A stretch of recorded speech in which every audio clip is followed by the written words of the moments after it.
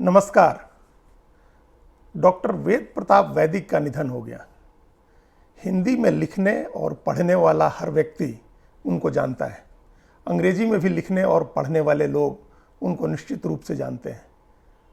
भारत की राजनीति और अंतर्राष्ट्रीय राजनीति की जैसी गहरी समझ उनको थी और जितना लेखन उन्होंने इन विषयों पर किया था, उसे देखते हुए यह नहीं कहा जा सकता है या यह नहीं माना जा सकता है कि कोई भी ऐसा पढ़ने लिखने वाला व्यक्ति होगा जो डॉक्टर वैदिक को नहीं जानता होगा।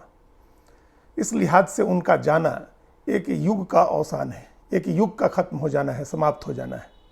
वैसे यह आमतौर पर एक चलन हो गया है, हर क्षेत्र के किसी मूर्धन्य का जाना एक युग का समाप्त होना कहा जाता है। लेकिन डॉक्टर वैदिक के मामले में, उनके संदर्भ में यह वास्तविकता है, इसे शब्दशः कहा जा सकता है। वे एक युग का प्रतिनिधित्व कर रहे थे। वे एक युग के प्रतिनिधि थे और सिर्फ प्रतिनिधि नहीं थे, उस युग के सबसे महत्वपूर्ण हस्ताक्षर थे। इस बात को ऐसे कह सकते हैं कि हिंदी पत्रकारिता का जो पिछले 6-7 दशक का इतिहास है, उसके सबसे मूर्धन्य, उसके सबसे महत्वपूर्ण लोगों में से एक डॉक्टर वैदिक थे। उन्होंने हिंदी पत्रकारिता को एक नई दिशा दी, एक नई सोच दी। उन्होंने नए शब्द गढ़े, उन्होंने एक नई शब्दावली दी, उन्होंने लिखने का एक नया तरीका दिया, चीज़ों को समझने की एक नया तरीका, एक नया विजन दिया उन्होंने। हिंदी की पत्रकारिता का जो स्वर्ण काल था, उस स्वर्ण काल की एक त्रयी थी। उस त्रयी की, उस तिकड़ी की आखिरी कड़ी डॉक्टर वेद प्रताप वैदिक थे। प्रभाष जोशी और राजेंद्र माथुर के बाद, उनके बाद भी, उनके साथ साथ और उनके बाद भी हिंदी को एक समर्थ और शक्तिशाली भाषा बनाने के लिए डॉक्टर वेद प्रताप वैदिक ऐसे हिंदी के योद्धा थे जो लगातार लगे रहे। आज उनका भी निधन हो गया। माफ़ कीजिएगा, ये उनके बारे में बताते हुए कोई तारतम्य नहीं होगा विचारों का, चूँकि आज विचार बहुत बिखरे हुए हैं, स्फुट से हैं और बहुत अस्पष्ट हैं। उनमें बहुत एक तारतम्य नहीं दिखेगा, उसमें कोई कड़ी नहीं जुड़ेगी। लेकिन उनके बारे में तमाम बातें मैं बताने की कोशिश करूंगा जो मैंने समझा है, एक पाठक के रूप में, उनके एक सहयोगी के रूप में, उनके साथ काम करते हुए भी और उनको पढ़ के भी जो मैंने समझा है। वे उस हिंदी की गौरवशाली पत्रकारिता की, जैसा मैंने अभी कहा कि उस तरह के एक सदस्य थे। प्रभाष जोशी और राजेंद्र माथुर की कड़ी के एक वो की श्रृंखला की वो आखिरी कड़ी थे जिनका आज निधन हो गया। उन्होंने हिंदी को समृद्ध और शक्तिशाली बनाने के लिए हर वह कोशिश की, हर वह प्रयास किया जो एक व्यक्ति कर सकता है। अपनी सीमाओं में, अपने सीमित संसाधनों के साथ कोई भी व्यक्ति जो कर सकता है, वह काम डॉक्टर वैदिक ने किया।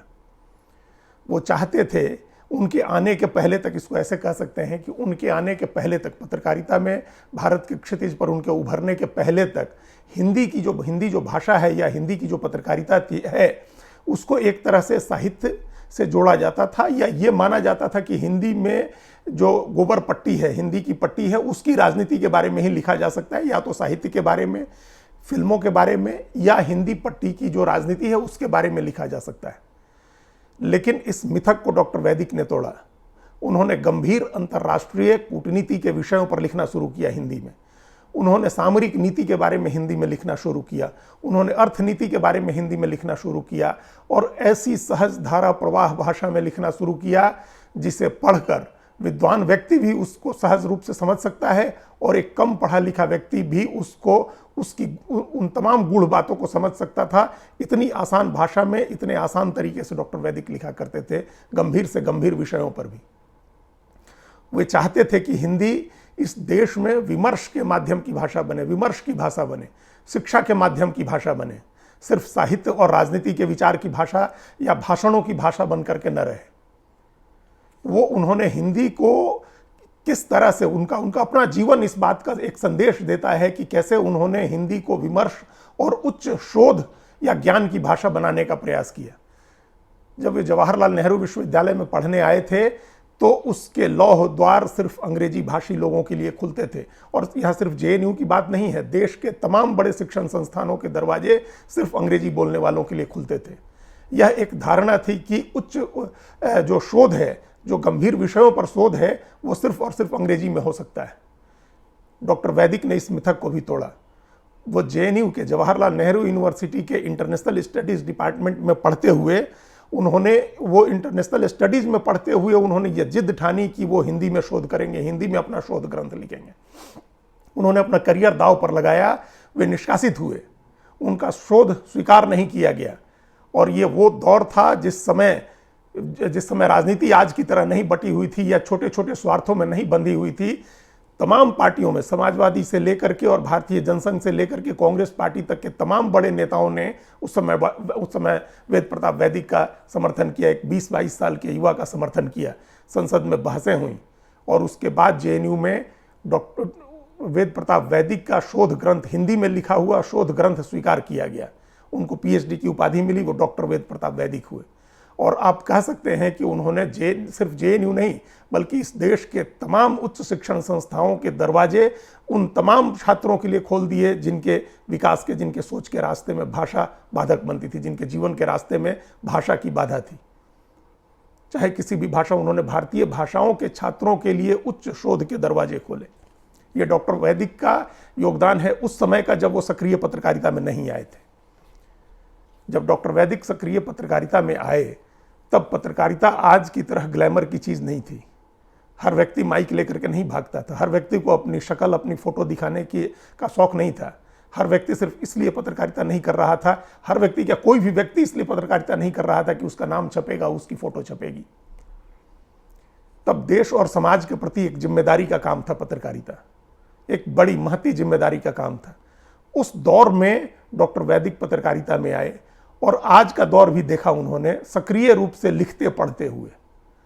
और अपने करीब 60 साल के पत्रकारिता के जीवन में डॉक्टर वैदिक के इतने लोगों से संबंध बने जिसके बारे में सोचा नहीं जा सकता है, कोई भी एक व्यक्ति नहीं सोच सकता है। इस देश के लोगों से लेकर के इस देश के तमाम बड़े नेता, तमाम बड़े बुद्धिजीवी, तमाम बड़े कारोबारी, जो दक्षिण एशिया के देश हैं, जो दक्षिण एशिया के 8-9 जितने भी देश हैं, इन देशों के तमाम बड़े नेता, चाहे श्रीलंका के राष्ट्रपति प्रधानमंत्री की बात करें या अफगानिस्तान के राष्ट्रपति प्रधानमंत्री की बात करें, इस दक्षिण एशिया का कोई बड़ा नेता नहीं हुआ जिससे डॉक्टर वैदिक के व्यक्तिगत संबंध नहीं थे। तो भारत के तमाम 1 दर्जन से ज़्यादा प्रधानमंत्रियों के साथ उनके निजी संबंध थे। तमाम सभी राज्यों के मुख्यमंत्रियों से, बड़े नेताओं से, दक्षिण एशिया के तमाम बड़े नेताओं से उनके संबंध थे। लेकिन वो कभी इस ग्लैमर, इस चकाचौंध में नहीं फंसे, कभी इस भ्रम में, इस मुगालते में नहीं रहे। उनका लेखन कम से कम इस मुगालते, इस भ्रम से प्रभावित नहीं हुआ कि वो इस देश और दुनिया के तमाम बड़े लोगों को जानते हैं या वो बड़े लोग उनको भी जानते हैं, उनका लिखा हुआ पढ़ते हैं। उन्होंने कभी ये सोच करके नहीं लिखा कि उनका लिखा जो है वो नीतियों को प्रभावित करता है। उनके दिमाग में, उनकी समझ में जो बातें आती थी उसे बेबाक तरीके से लिखते थे और ऐसा धारा प्रवाह लिखते थे। जैसा मैंने पहले कहा कि जब आप उनका लिखा हुआ पढ़ते हैं, आज भी पढ़ेंगे, या जिन लोगों ने बरसों से पढ़ा है वो उनका लिखा हुआ पढ़ते, ऐसा लगता है पढ़ते समय कि आप उनसे बात कर रहे हैं।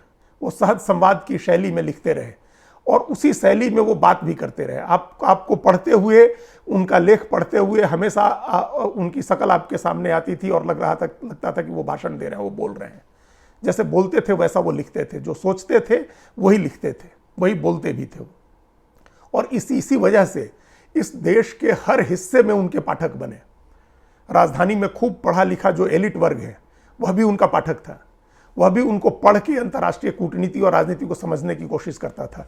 समाज में जो परिवर्तन, जो बदलाव हो रहे थे, जो नई चीज़ें आ रही थी, जो सामाजिक चेतना थी, उसको भी समझने का प्रयास लोग उनके लेखन से करते थे। और दूर दराज के गाँव में भी उनका पाठक बैठा हुआ था जो उनको पढ़ के ज्ञान प्राप्त कर रहा था, जानकारी जुटा रहा था। उन्होंने कई पीढ़ियों को ज्ञानवान बनाया।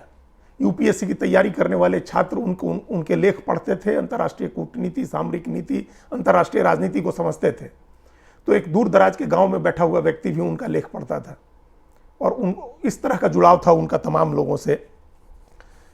डॉक्टर वैदिक एक सामान्य पत्रकार नहीं थे, ऐसा पत्रकार जिसने इंदौर में नई दुनिया से अपना करियर शुरू किया और दिल्ली में नवभारत टाइम्स के संपादक विचार बने और जो इस देश की सबसे बड़ी और सम्मानित न्यूज एजेंसी है पीटीआई, उसकी हिंदी सेवा के सबसे पहले संपादक बने, संस्थापक संपादक बने भाषा के।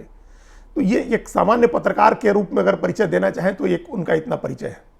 लेकिन डॉक्टर वैदिक एक सामान्य पत्रकार नहीं थे जिन्होंने इंदौर से करियर शुरू किया और दिल्ली में उनका करियर समाप्त हुआ। वे एक सार्वजनिक बुद्धिजीवी थे, वो विचारक थे, वे दार्शनिक थे और एक सार्वजनिक बुद्धिजीवी थे। ये सार्वजनिक बुद्धिजीवी जिसकी इस देश में बहुत कमी है। पान चाय की दुकानों पर खड़े होकर के चर्चा करने वालों को छोड़ दें, लेकिन बड़े मंच से अपने विचारों को अभिव्यक्त करने वाला बेबाक तरीके से, बिना किसी की परवाह किए, बिना किसी से डरे, वो सार्वजनिक बुद्धिजीवी डॉक्टर वैदिक उस परंपरा, उस कड़ी के सार्वजनिक बुद्धिजीवी थे, जैसे प्रभाष जोशी थे, जैसे और कई कुछ लोग हुए जो जिनको आप सार्वजनिक बुद्धिजीवी कह सकते हैं। वैदिक उस श्रृंखला के एक व्यक्ति थे। उन्होंने तमाम बड़े मंचों पर खड़े होकर के वो बात कही जो सत्ता को चुभ सकती थी, जो सरकार में बैठा हुआ व्यक्ति है उसको परेशान कर सकती थी, उसकी नीतियों पर सवाल उठा सकती थी, लेकिन वैदिक कभी इससे पीछे नहीं हटे। उन्होंने सार्वजनिक मंच से सरकारों की आलोचना की, सरकार की नीतियों पर सवाल उठाए और सरकारों को मजबूर किया कि वो अपनी नीतियों में मजबूर किया, या उनको ये समझाया कि वो जो नीति लेकर के आ रहे हैं या वो जो काम कर रहे हैं वो गलत है, उसे बदला जाना चाहिए। ऐसी हैसियत इस देश में बहुत कम पत्रकारों की रही है। वो खुद सार्वजनिक बुद्धिजीवी थे अपने विचारों में, अपने लेखन में, और उन्होंने भाषा के स्तर पर हिंदी को सार्वजनिक विमर्श की भाषा बनाने के लिए जी जान से प्रयास किया। वो चाहते थे कि शिक्षा की माध्यम भाषा हिंदी बने, हर विषय, हर विधा, हर अनुशासन में हिंदी में शिक्षा दी जाए, और जहां जो देश की दूसरी मातृभाषाएं हैं उनमें शिक्षा दी जाए। वो अंग्रेजी का विरोध करते थे, और अंग्रेजी का विरोध करते हुए उन्होंने सिर्फ लेखन को नहीं चुना कि लिख कर अंग्रेजी का विरोध करेंगे, उन्होंने सड़क पर उतर के अंग्रेजी का विरोध किया। उन्होंने अपने आचरण से अंग्रेजी विरोध का संदेश दिया। हमने तमाम लोगों ने जिन्होंने उनको देखा है, उन्होंने उनको संघर्ष करते देखा है सड़कों पर, कि उन्होंने इस आम लोगों को अपने इस आंदोलन में जोड़ने का प्रयास किया कि आम लोग जुड़ें, कम से कम यहाँ से शुरू हो कि दुकानों के नाम हिंदी में लिखे जाएं, अंग्रेजी में लिखे गए जो प्लेट्स हैं, जो दुकानों के होर्डिंग हैं, बोर्ड्स हैं, वो हटाए जाएं और हिंदी में लिखे जाएं। यहाँ से उन्होंने शुरू किया था आम आदमी को जोड़ने के लिए इस आंदोलन के साथ। तो हिंदी के लिए, हिंदी को उसका गौरवशाली स्थान दिलाने के लिए, उसको उसका सम्मान दिलाने के लिए, उसको समृद्ध करने के लिए, उसको शक्तिशाली बनाने के लिए एक अनथक योद्धा के रूप में डॉक्टर वैदिक अंत तक संघर्ष करते रहे थे। वो लगातार लिखते रहे थे, और इसलिए उनका जाना सिर्फ पत्रकारिता में एक खालीपन नहीं लाता है, एक रिक्तता पत्रकारिता में नहीं आती है, एक विचारशीलता की दुनिया में भी एक खालीपन आता है। सार्वजनिक बौद्धिकता, सार्वजनिक विमर्श की दुनिया में भी उनके नहीं होने से एक खालीपन आता है। अब कुछ निजी बातें ऐसी हैं, कुछ निजी बात जो डॉक्टर वैदिक के बारे में मैं बता सकता हूं कि मेरा एक पाठक के रूप में डॉक्टर वैदिक से जुड़ाव 90 के दशक से था, जब बिहार में रहते हुए हम उनके लेख पढ़ा करते थे और ये सोचा करते थे कि ऐसा कैसे लिखा जा सकता है, इतने सहज तरीके से किसी गंभीर बात को कैसे लिखा जा सकता है। और दिल्ली आने के 2-4 साल के बाद ही उनसे मुलाकात हुई, परिचय हुआ, और ये आप पिछले 23 साल से नियमित रूप से उनसे व्यक्तिगत संपर्क रहा, उनसे मिलना जुलना रहा, उनसे लगातार बात होती रही। अभी कुछ दिन पहले भी उनसे बात हुई थी। वो एक बड़े लेखक थे, लेकिन उन्होंने अपने सामने किसी को ये महसूस नहीं होने दिया कि दूसरा कोई नया लेखक है या कोई छोटा लेखक है, या किसी ने लिखा है तो वो बहुत बढ़िया नहीं लिखा है उसने। बहुत सारे लोग जिन्होंने उनको देख करके और उनको पढ़ के लिखना शुरू किया, उनको भी ऐसे सहज तरीके से अपनेपन का एहसास कराते थे कि वो उनका मुरीद हो जाता था। कोई भी लेख उनको अच्छा लगता था तो वो फ़ोन करके ज़रूर ये बताते थे कि आज आपने बहुत अच्छा लिखा है। और ये सिर्फ मैं नहीं कह रहा हूँ, ऐसा कहने वाले इस राजधानी में, दिल्ली शहर में सैकड़ों लोग होंगे। कभी इस अहंकार में नहीं रहे डॉक्टर वैदिक की वो वर्षों तक या 3 दशक पहले वो संपादक रह चुके हैं, और किसी नए लड़के को कैसे उस तरह से बराबरी पर बात कर रहा है कोई नया लड़का उनसे।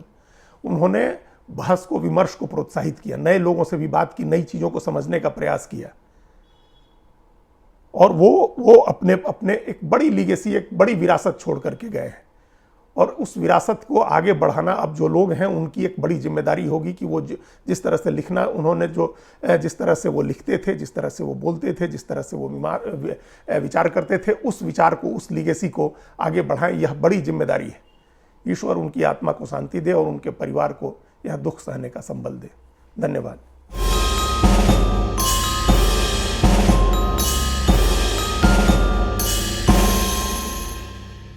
कृपया हमारे चैनल के साथ जुड़िए, लाइक कीजिए, सब्सक्राइब कीजिए, बेल आइकॉन जरूर दबाइए।